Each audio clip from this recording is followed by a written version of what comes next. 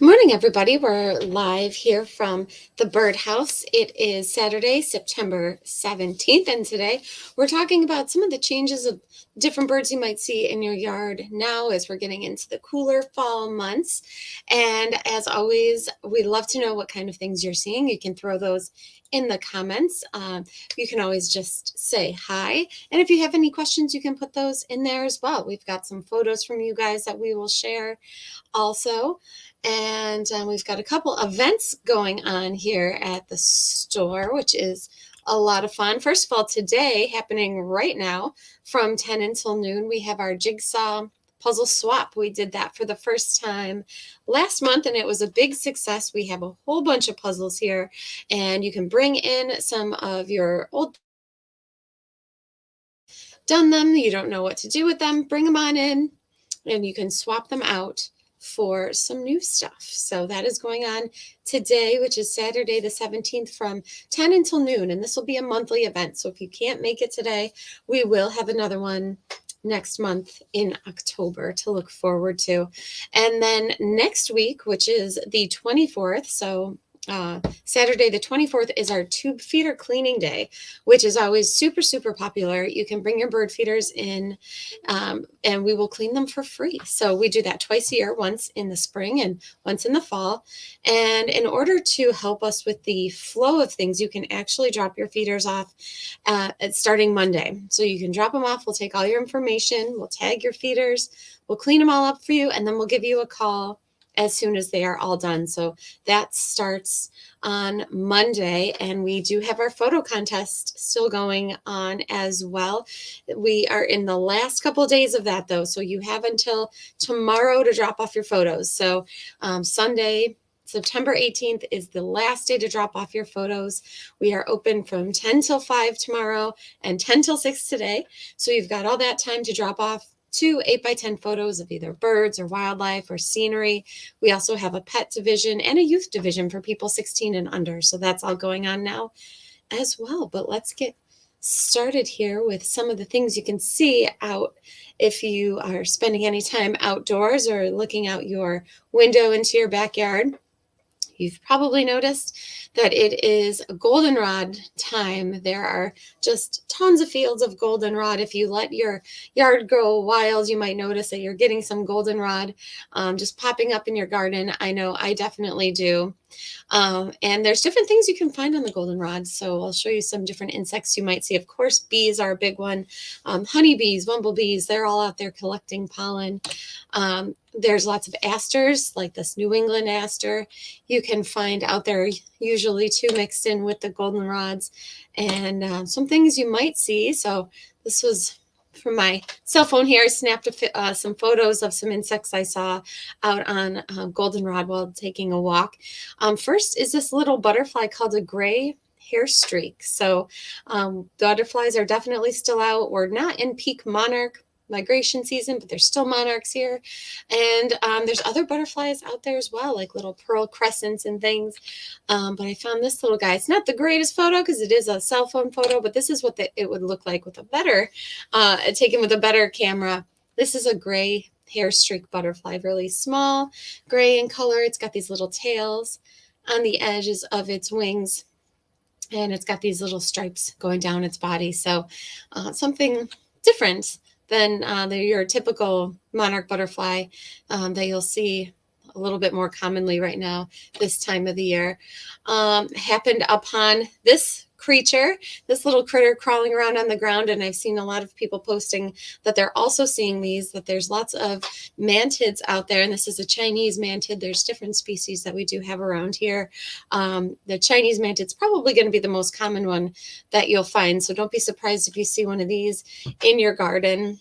Or you might find something like this, either on a shrub, or if you have any kind of tall plants, that's probably where you're most likely to see something like this. For example, if you do have goldenrods or asters or any of the Joe Pye weeds, anything like that that are kind of taller plants, keep an eye out for these egg cases. This is a mantis egg case, so they will lay one of these, and this will stay like that all winter long. So inside of this egg case. There's a whole bunch of tiny, tiny little eggs of mantids, and it'll hatch. They'll all hatch out in the spring. But if you see something like this, that's exactly what it is. You don't want to bring it in the house because they will hatch out much sooner, and then you've got a whole new problem on your hands. But this is a mantid egg case, so be on the lookout for one of those. They're great to keep around. So if you do see one, um, and you want to keep it, you can do so, but I would definitely keep it outside or in a garage or something like that, and then pull it out in the spring and put it in the garden so they can all hatch out. So it is a mantid egg case. And spiders, I saw lots of spiders out last weekend, and these were very, very large. It's hard to tell from the photos themselves, but these were about the size, I would say, of oh my gosh, they must have been an inch and a half. Their body itself was about an inch and a half long. Some different orb weavers that are out there. They had huge, huge webs. I'm not super familiar with all the different species of orb weaver spiders, but I was doing some research and I think I identified these correctly. I saw two different types. This first one is called a marbled orb weaver. It was really, really intricate, large, large web, pretty amazing. And that is that creature right there. And then this one here I stumbled upon on some compost bins there, another large web. It's hard to tell from the photos, but it had definitely spiky kind of legs too. It was really interesting looking. Here's another photo of it there. And this is called a cross orb weaver, and it's a little hard to tell in the photo. Maybe you can see it, but it does have what looks like a little cross on its back here, so that's how it gets its name. But it's definitely spider time. It's the end of the season. They've had a lot of time to grow and eat a bunch of insects, so they are getting quite large out there. So a couple different orb weaver species that I happened upon. Something else you can look for on goldenrod. I was searching for some last weekend, but I didn't see any. But this is one of my favorite insects out there this time of the year. This is called a locust borer. It's a type of longhorn beetle, and they're often found on goldenrod. They're bright yellow, just like the flower itself, so they can kind of blend in a little bit and be hard to see. But keep your eye out for these too. They have very, very long horns, and then they're bright yellow and black striped. And monarch butterflies are still out. I saw quite a few out there last weekend. We're just getting it out of peak migration time. Usually our peak is around the 11th, but it kind of filters through the 14th, 15th or so here. That being said, there's still definitely monarchs around. We're just not in that peak season where you'll see a whole bunch at once. But I've been seeing them every day, even while driving. You can see them kind of flying around, making their migration down to Mexico. So if you are out by any kind of fields, you'll probably see some monarch butterflies flying around there. Some updates about some of our backyard birds that are common in the spring and summer, like the Baltimore Oriole. People had been getting Baltimore Orioles quite a bit this year, through the whole season, actually. And over the past couple weeks, they've definitely dropped off. So much so, like over the past week or so, we have very, very few reports of Baltimore Orioles. So they have really left for the season. They are on their way south to Central and South America, where they'll spend the winter. So if you've got a couple Orioles in your yard, that's pretty rare for this time of the year. They're really making their way down south. Same with hummingbirds. About a week or two ago, people were reporting so many hummingbirds in their yard. They were really getting ready for that migration. They were bulking up a lot. They were drinking a lot of nectar, taking in those calories to make that migration down south. People are still reporting them, and we'll keep getting reports through the end of the month for those. But in general, they are also making their way down south. But we have hummingbirds that are coming from further north that'll fly through this area. So you'll still get some here and there at your feeders, but probably not in the same capacity you were getting them like a week or two ago. So they are also on their way out for the season. But that being said, there's other birds that'll come here for the winter time. So we'll start to see a mix of where some of our favorite birds, like the Orioles and the hummingbirds, are leaving. We'll start to see some other species, though, that'll be here for the winter. So we do get to still get some new stuff coming in this time of the year. As far as things that you guys are seeing, we've got some photos to share here. Here is a picture that Bob sent in, and he titled it Morning Meeting. There's looks like at least 2 different, maybe 3 different species down here. I couldn't tell if the bird down below, if it was a bluebird or if it was a flycatcher, but we've got the bluebirds here. There's a couple bluebirds sitting here on the tree branches, as well as a northern flicker. So they're having a morning meeting to regroup, talk about what's going on for the day. And then he says, and then the Carolina wren, aka the car alarm, which I totally understand. I've got a Carolina wren that is singing in my backyard, and it does remind you of a car alarm. I can totally relate to that. So here's a picture of a Carolina wren, and you might see these at your feeders as well. They'll come to suet feeders. They'll eat sunflower hearts. So you might just see them coming to your feeders, especially as the temperatures drop a little bit and it gets cooler. Their food sources are going to be more scarce. So you'll probably see them more often coming to your feeders in the cooler months than you would say the summertime. So here is a Carolina wren, and they will be here all winter. This is a pretty neat sighting. This is the first I've heard of a red-breasted nuthatch coming back to somebody's yard this season, but this is a bird that is more common in the cooler months. So this is a red-breasted nuthatch, and sent in by Bob, and he said this red-breasted nuthatch showed up this week.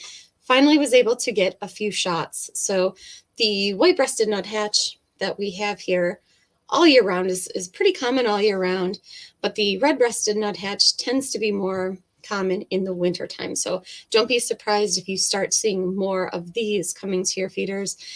Not totally sure what the winter months are going to, what they're going to bring for us, if it's going to be predicted to be an eruption year where we have a lot of different types of finches and different birds coming into the area.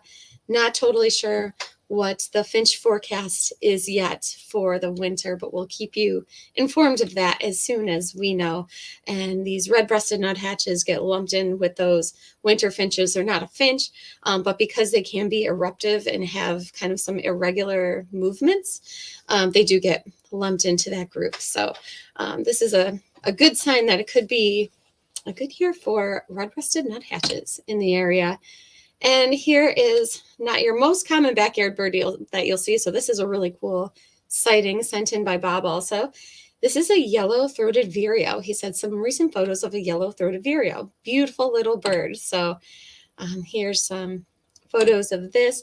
This is another migratory species that's flowing down on its way south for the winter time. Another type of vireo to be on the lookout for is a blue-headed vireo. That's this one right here. The really strong white around its eye, and it's got that bluish grayish colored head.